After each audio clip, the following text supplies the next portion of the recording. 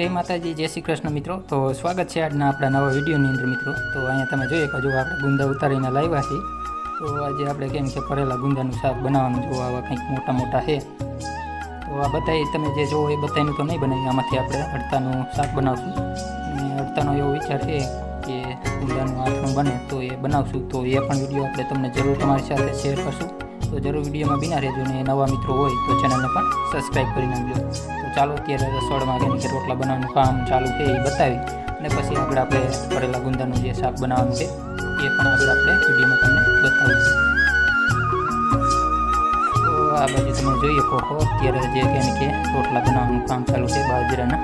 तो रोटला बनी जाए पछी आपणे जे गुंदाने थोड़ा गरम पाणीमां केम के बहु तो नहीं थोड़ा गरम पाणीमां आपणे उबाळशुं એટલે કે ભૂકા કરશું જેથી કરી એની ગોટલી નીકળવા માટે આસાની થાય એટલા માટે હજે તો રોટલા બને છે। ચાલો પછી આપણે તમને પાછા મળી ત્યારે આપણે ગરમ પાણીમાં એડ કરી ત્યારે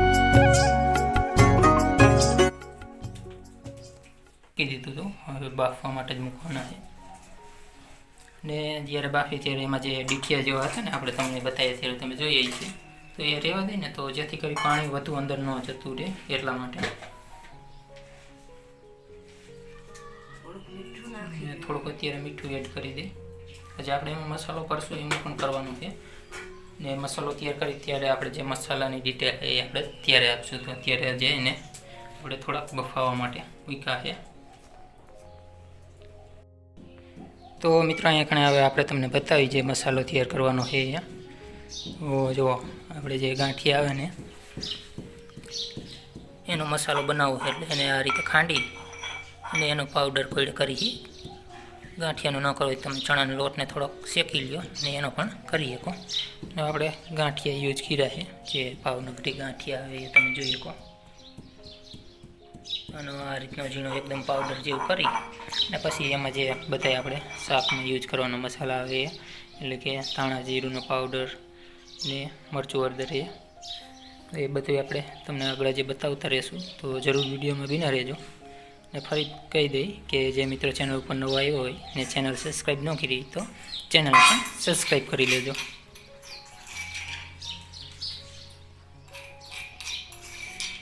तो मित्रों जो अहीं मसालो तैयार थवा मीनो है आपणे तमने बतावी दई जे आपणे गांठियानो पेस्ट कर्यो तो एमां जे वस्तु एड करी तमने जणावुं। तो आ बाजु तमे जोई શકો खांडेलुं मरचुं है, हळदर, मीठुं, लसणनो पेस्ट अने लीला धाणा एटले के कोथमीर ने आ बाजु है जीरा पाउडर। तो ये बधी वस्तु आपणे आमां एड करीने आ रीते मसालो तैयार कर्यो है।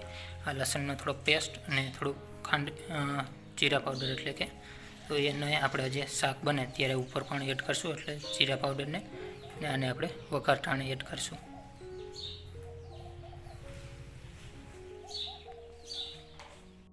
तो मित्रों हवे अहीं आपणे तमने बतावी तो जो बोन है जे केन के गुंदामांथी गोटली है निकाले ने आ बाजू बा है मसालो करे है।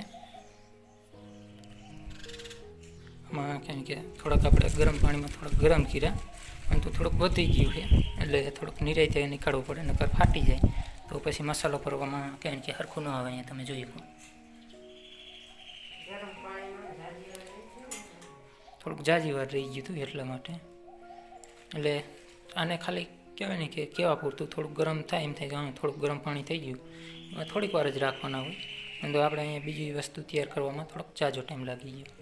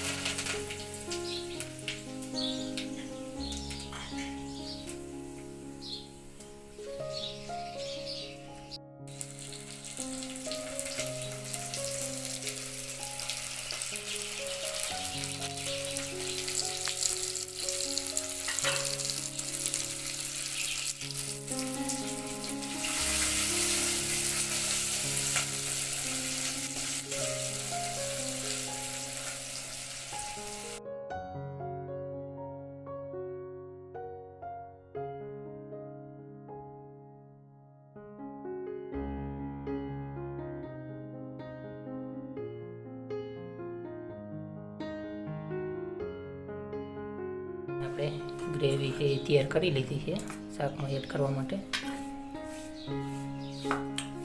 દહીં આપણે એડ કર્યું છે. બાકી આ બધું તમને બતાવી દઉં તો જો હવે આમાં એ ગ્રેવી એડ કરવાનો ટાઈમ આવી ગયો.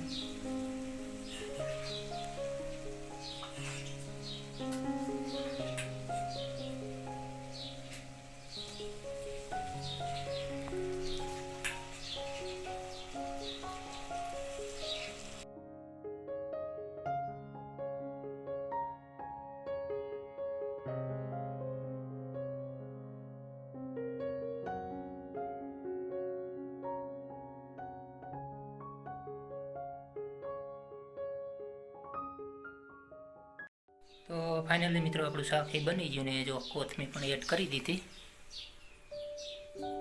ને માથે જીરા પાવડર પણ એડ કરી દીધો.